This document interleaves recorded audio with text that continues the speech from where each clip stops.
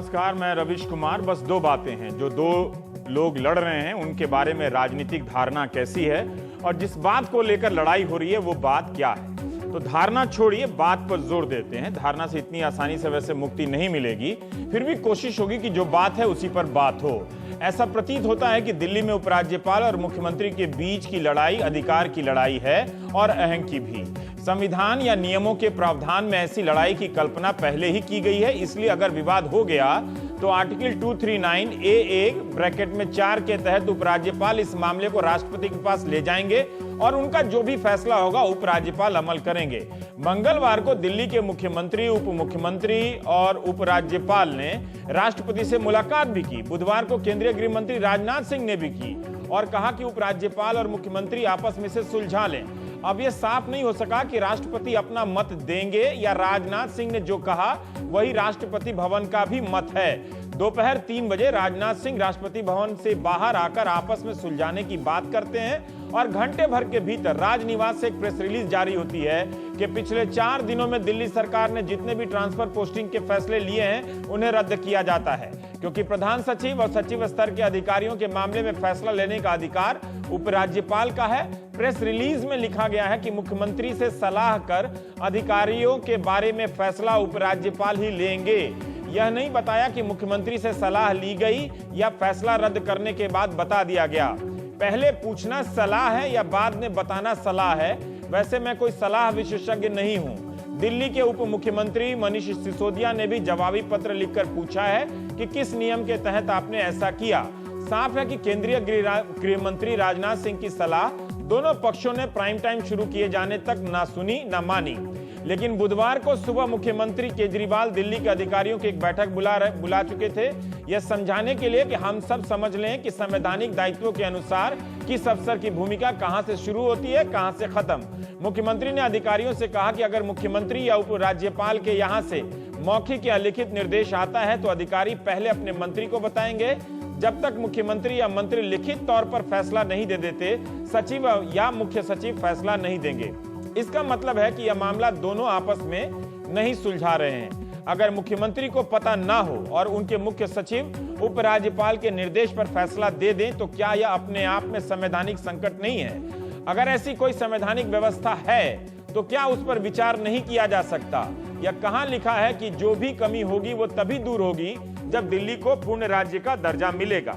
जरूरी है कि हम कुछ सवाल आपके सामने रख दें। क्या उपराज्यपाल ट्रांसफर पोस्टिंग के अलावा भी अधिकारियों को निर्देश देते हैं? यह धारणा है या वाकई उपराज्यपाल स्वतंत्र रूप से निर्देश दे रहे हैं? उन निर्देशों की प्रकृति क्या है और जवाबदेही किसकी होती होगी? अधिकारी किसे रिपोर्ट करेंगे, उपराज्यपाल को या अपने मंत्री या मुख्यमंत्री को?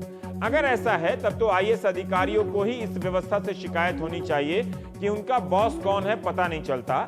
शायद उन्हें लाभ भी होता होगा। कम से कम चश्मा पहनने पर नोटिस कौन देगा, इस पर ऑर्डर होने और कैंसिल होने में ही महीना निकल जाएगा। क्या उपराज्यपाल अपने अधिकारों का सक्रिय इस्तेमाल नहीं कर रहे हैं? राष्ट्रपति और राज्यपाल भी जब अपने अधिकारों का सक्रिय इस्तेमाल करते हैं तब एक टकराव पैदा होता है, हुआ है।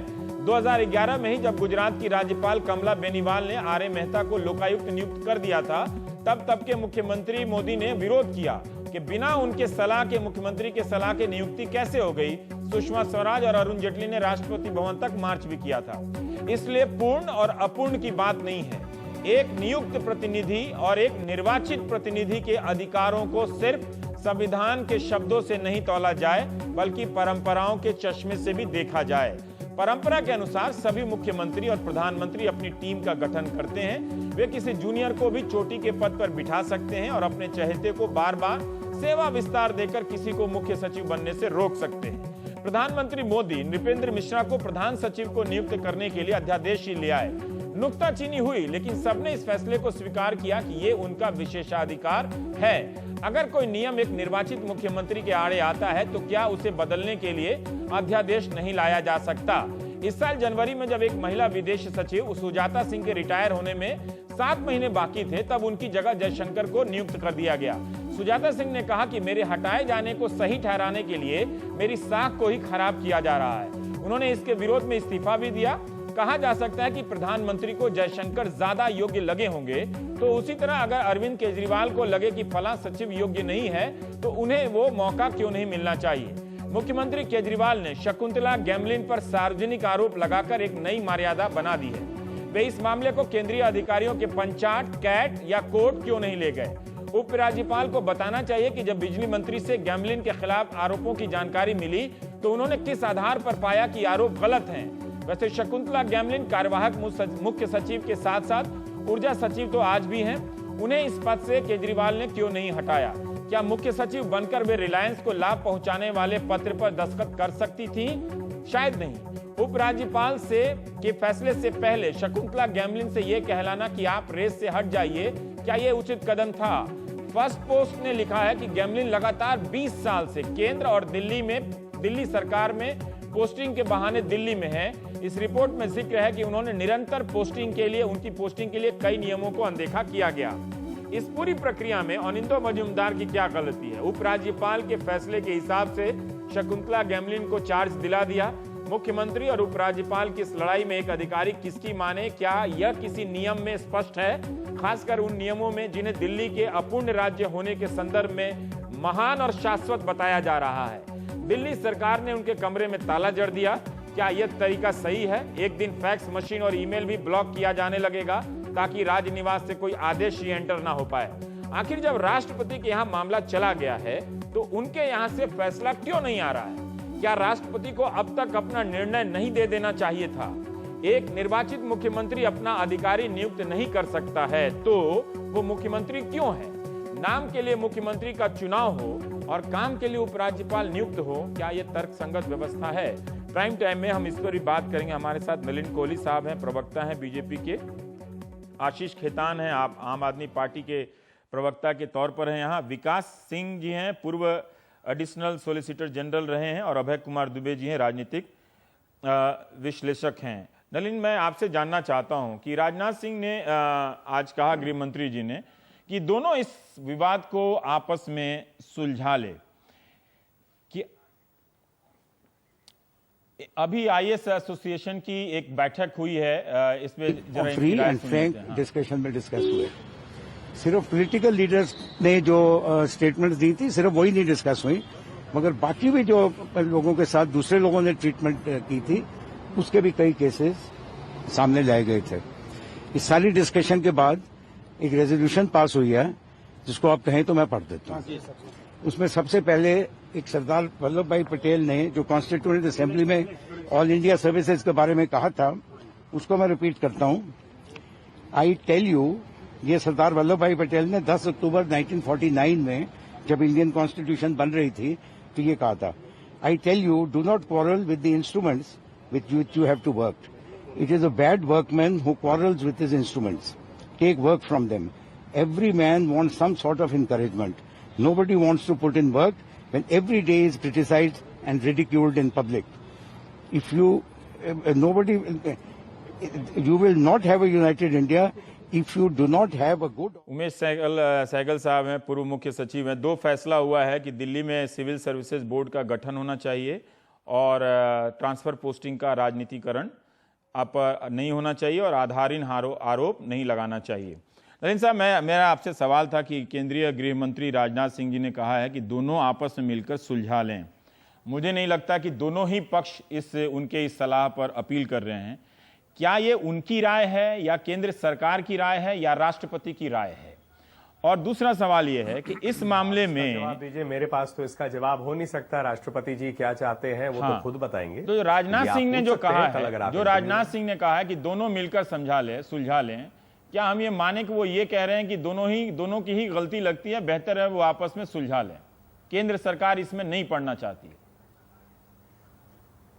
क्योंकि केंद्र सरकार पर लगातार आरोप लगा रही है आम आदमी पार्टी की वो जैसे पुर्जे एलजी को प्रोत्साहित कर रही है कि इस प्रकार का काम करे।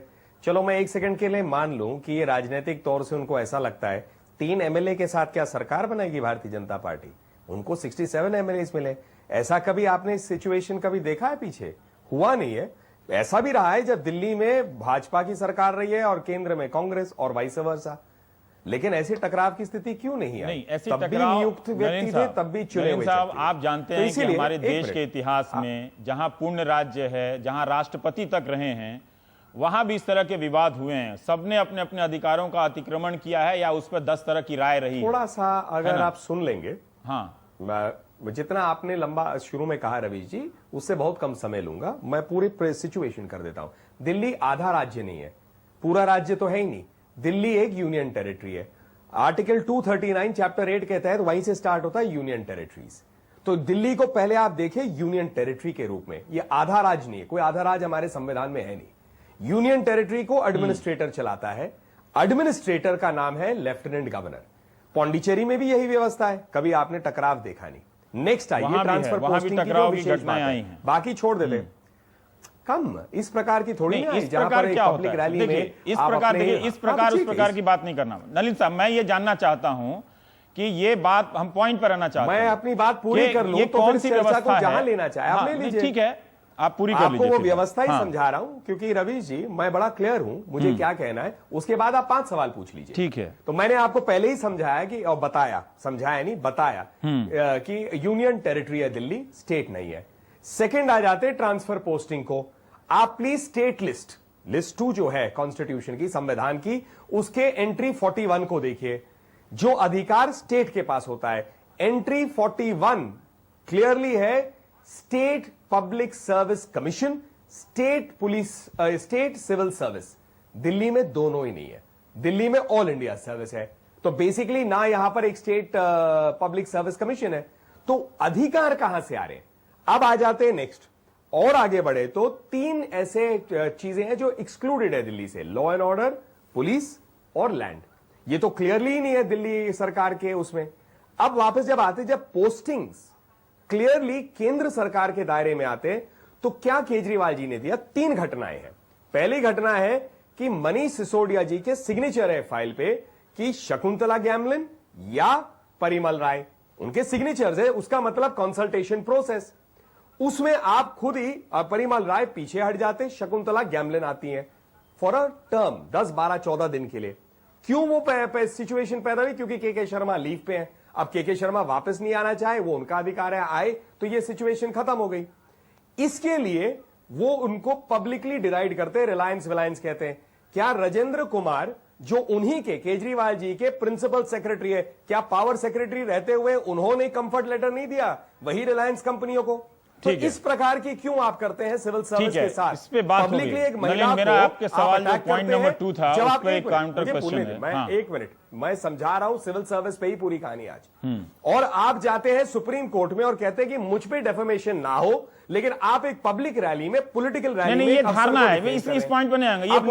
ये हालांकि आप इस मुद्दे पे भी आप पॉलिटिक्स कीजिए, पर ये धारणा वाली बात है ना। हटाने का अधिकार, वो सुप्रीम कोर्ट में क्या कहते हैं, दूसरे मामले में क्या गलत है, उससे ये मामला नलिफाई नहीं हो जाता है। तो वॉइड एब इनिशियो हो गया। नहीं, मुझे एक सवाल का जवाब दीजिए, मुझे एक सवाल का जवाब दीजिए। तो आप ऑफिसर सवाल बताइए ना। आपने कहा कि राज्य में सिविल सर्विसेज की एक व्यवस्था होती है, बोर्ड होता है, ठीक है, दिल्ली में नहीं है, केंद्र सरकार से ओवरफ्लो होता है। हाँ? मैंने बोर्ड की बात नहीं की। हाँ, मैंने बोर्ड की बात, सर्विसेज की बात की। आपको बोला, आपने सर्विसेज की बात की। दिल्ली में वो व्यवस्था केंद्र से फ्लो होता है। नहीं, इसलिए मैं clear कराऊं।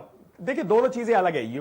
Public service, state public service commission जो होता है, या पब्लिक स्टेट सिविल सर्विस, ये अलग चीज है। मतलब आपकी स्टेट की है, जो टोटल अधिकार स्टेट के पास होते हैं, वो दिल्ली में है नहीं।